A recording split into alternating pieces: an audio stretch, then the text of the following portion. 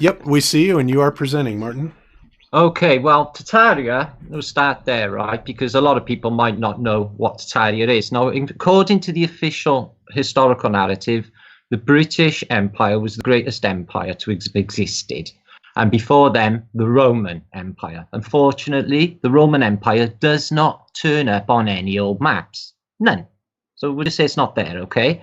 So what I propose is the civilization that we call Greco-Romano is in fact a greater civilization called Tartaria. Here it is here. It's the entire continent of Asia, all the way up to sort of Moscow, but Muscovy at the time only occupies a small sliver of land in, well, what are the Balkan states these days? Excuse me, the Baltic states, Estonia, Latvia, Lithuania, okay?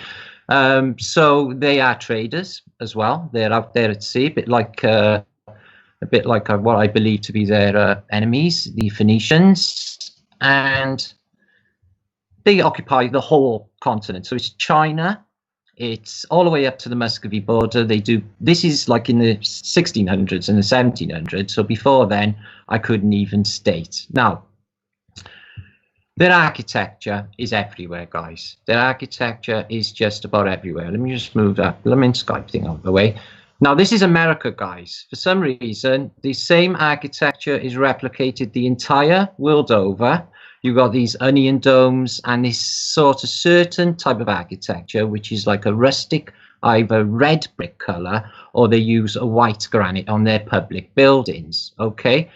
And this Gothic type of style as well opposite them as well. And these have been there a hell of a long time. Now, these are supposed to have been built in the mid 1800s, in what they call the Victorian era.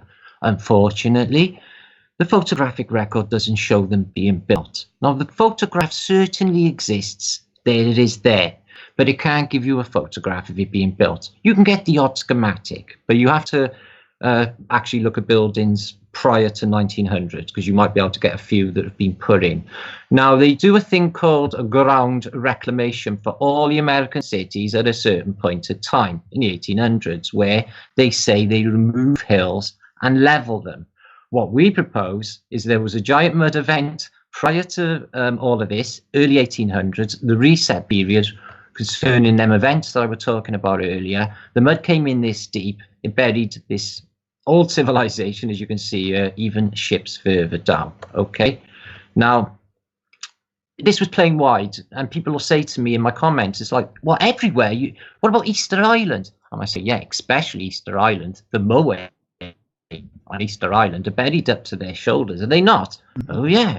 Yeah. So what we propose, guys... Can I jump in, Martin, just say something real quick please about that? Just...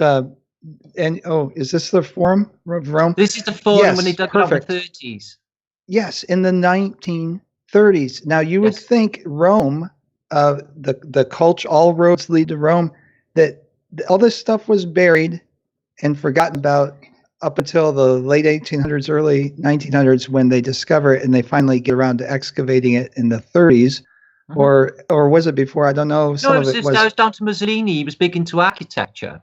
You know, you've got to think. His symbol was the fasces. This guy's a player. You know, so how does it get buried is the question, because what you'll hear is the explanation for all these buried windows, buried doorways, and things like that nobody would purposely do when making a structure is, well, there are cultural layers.